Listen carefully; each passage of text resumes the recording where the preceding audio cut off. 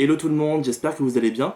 Donc aujourd'hui on se retrouve pour une nouvelle vidéo sur ma chaîne. On est au confinement jour 6, au moment où je tourne la vidéo. Ne faites plus attention à mon visage, de toute façon il n'y a plus de coiffure d'ouvert donc c'est mort. Ma coupe de cheveux ne va plus ressembler à rien. Je vous retrouve aujourd'hui du coup pour une petite liste de séries que vous pourriez regarder du coup pendant le confinement. Ah non, série. Donc voilà, donc j'espère que ça va vous plaire. N'hésitez pas à me mettre dans les commentaires des séries qui vous ont plu, des mini-séries qui vous ont plu, pour que je puisse après derrière les regarder. Dites-moi si vous avez déjà vu certaines de ces séries. Et du coup on commence. Alors la première série que je vous conseille c'est Agatha Christie, les 10 petits nègres. Le nom original en anglais c'est, je vais vous le dire en anglais, And Then They're Well Known. Voilà, c'est une série que malheureusement j'ai pas réussi à trouver en streaming légal. Pour le streaming illégal, je vous fais confiance. C'était diffusé sur TF1 à l'époque, moi je l'avais regardé en replay sur TF1. C'est du coup l'adaptation d'un livre d'Agatha Christie qui s'appelle Les 10 petits nègres, qui est sorti en 1939, si je me trompe pas. Du coup, je vais vous faire un peu le pitch de la série et du coup du roman. Ça se passe dans les années 30. Ça se passe du coup dans les années 30, il y a 10 personnes qui sont invitées sur une île par une personne qu'ils ne connaissent pas et eux-mêmes ne se connaissent pas. Pendant ce repas, l'hôte, bien sûr, n'est pas là, il est absent, mais tout d'un coup, une voix enregistrée mystérieuse sort de la pièce et accuse tour à tour chacune des personnes présentes d'un meurtre. Tout le monde commence à flipper, sauf un qui veut faire un peu le malin et qui prend ça totalement à la légère et qui au final s'étouffe avec son whisky. À partir de là, en fait, se joue une enquête pour les 9 personnes restantes pour savoir qui aurait pu potentiellement tuer la personne qui s'est étouffée avec son whisky. Moi j'ai beaucoup aimé cette mini-série, j'ai lu le roman du coup il y a quelques années d'Agatha Christie qui est très très bien ficelé. Agatha Christie, pour ceux qui ne le connaissent pas forcément, c'est une écrivaine anglaise, Hercule Poirot, Miss Marple, enfin voilà, qui est vraiment une pionnière, une maître on va dire dans l'art d'écrire des enquêtes policières.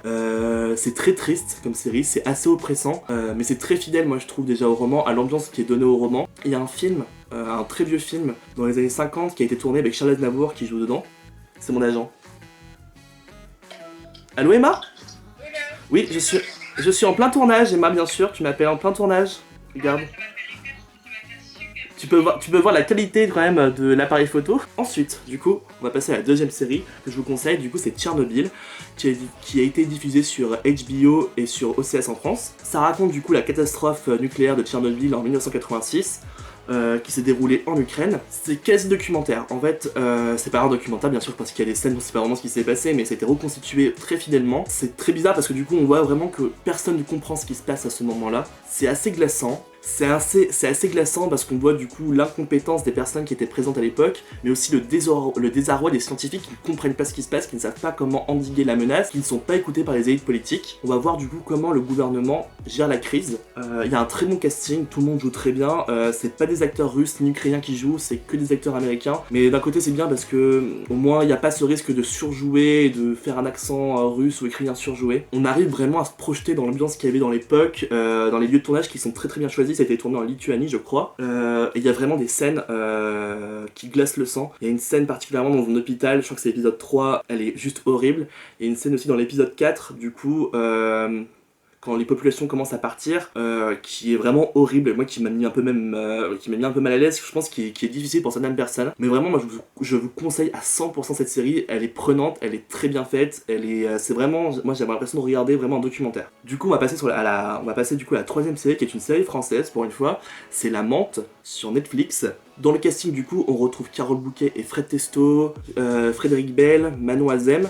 Du coup ça raconte l'histoire Du coup on s'intéresse à une ancienne tueuse en série, Jeanne Débert je crois qu'elle s'appelle, qui du coup sort en fait de sa prison, qui sort de son isolement à la demande d'un policier parce que un des policiers travaille sur différentes enquêtes et en fait il se rend compte que les enquêtes sont c'est vraiment un copier-coller des meurtres qu'a pu faire Jeanne Débert par le passé.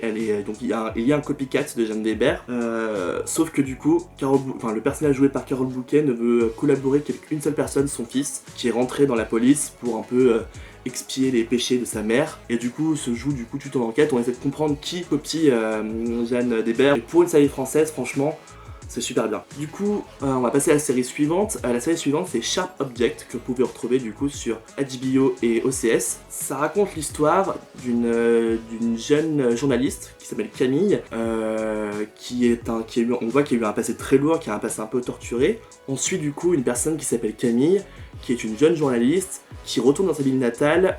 On comprend que cette fille a été traumatisée dans son enfance parce qu'elle a fait du coup plusieurs années de psychothérapie. Elle a fait plusieurs années de psychothérapie, elle a même été enfermée dans un hôpital psychiatrique. Elle retourne dans sa ville natale pour enquêter sur le meurtre de 2 jeunes filles qui ont été retrouvées dents arrachées. Donc des meurtres déjà plutôt sympas. Moi vraiment je vous conseille cette série parce qu'il y a une ambiance très lourde qui s'en dégage. Il y a comme un poison très lent qui se diffuse en fait dans la ville natale. La mère la mère de Camille qui est jouée par Amy Adams. On comprend qu'elle est qu'il y a une relation totalement perverse qui se joue là-dedans. On comprend qu'elle a un pouvoir sur ses filles qui est très malsain. L'enquête en elle-même est très intéressante, on suit chaque étape pour comprendre ce qui s'est passé et qu'est-ce qui a pu se passer dans le passé de Camille pour qu'elle soit aussi traumatisée. Et enfin, il faut que je vous parle du dernier épisode de cette série qui moi m'a personnellement complètement traumatisé. J'étais dans le train entre Rouen et Lyon, j'ai regardé ça et vraiment j'ai halluciné. J'étais bouche bée dans le train mais pendant je pense 10 minutes, tellement que le dernier épisode est surprenant et m'a traumatisé, il est juste horrible ce dernier épisode. Ça fait peur, enfin c'est pas, non ça fait pas peur mais c'est waouh. Faut être accroché clairement pendant cette série. Mais vraiment je vous la conseille, ça se regarde assez vite, c'est des épisodes de 40 minutes, il y a 8 épisodes de 40 minutes, ça se regarde assez vite, c'est très bien joué. Et l'ambiance qui se dégage est vraiment tellement malsaine, je vous jure, c'est... moi vraiment, cette série m'a vraiment marqué. Et enfin du coup on va passer à la dernière mini-série que je vous conseille, c'est Unbelievable, que vous pouvez trouver sur Netflix. Ça parle du coup de la parole des femmes dans la société quand elles se font violer et à quel point on peut remettre en question ce qui leur est arrivé et à quel point ça peut avoir des conséquences destructrices sur ces personnes-là. Du coup, je vais vous faire un petit synopsis de l'histoire. C'est une jeune étudiante qui s'appelle Marie qui se fait violer pendant la nuit dans son appartement par un mec cagoulé. Quand les policiers arrivent le lendemain sur la scène du crime, ils trouvent assez peu de traces en fait. Le violeur a assez peu de traces. La parole de Marie va tout de suite être remise en doute par sa mère. Elle va être aussi remise en doute par les policiers parce qu'ils ne trouvent aucune trace, aucune preuve. Ils ne trouvent aucune trace de viol. Et du coup, tout ça va mettre une pression sur la jeune fille qui va au final se rétracter et dire qu'elle avait menti, qu'elle a inventé toute l'histoire. Bien sûr, ça va avoir des conséquences sur sa vie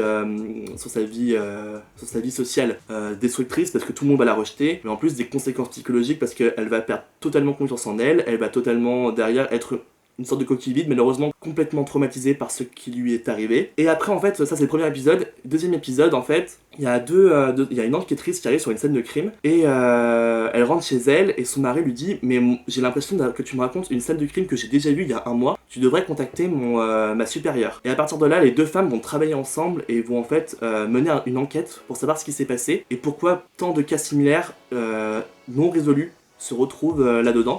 Tant de cas non résolus, pourquoi il y a tant de cas non résolus de viol dans l'état. C'est super intéressant. On voit vraiment l'enquête, comment elle évolue au fil du temps, on voit leur méthode de travail, on voit comment la parole des victimes est enfin entendue, on voit comment la parole de Marie est aussi enfin entendue, et ça fait vraiment plaisir à voir parce que du coup on peut voir que le travail de la police peut être super important, peut être déterminant dans la suite d'une affaire. Si la personne n'est pas prise au sérieux dès le début, c'est mort vraiment.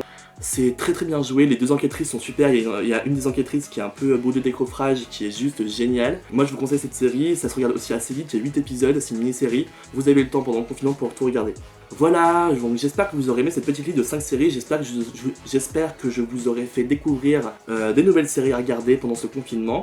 Voilà, dites-moi si vous en connaissez certaines dans les commentaires, si vous avez d'autres mini-séries à me conseiller, moi je suis très preneur, je suis avide de ça. Voilà, je vous dis au revoir, laissez-moi un petit j'aime si vous avez le goût, et puis partagez ça à vos amis, partagez ça voilà, pour me faire connaître, ça serait super sympa. Et puis je vous dis au revoir, salut!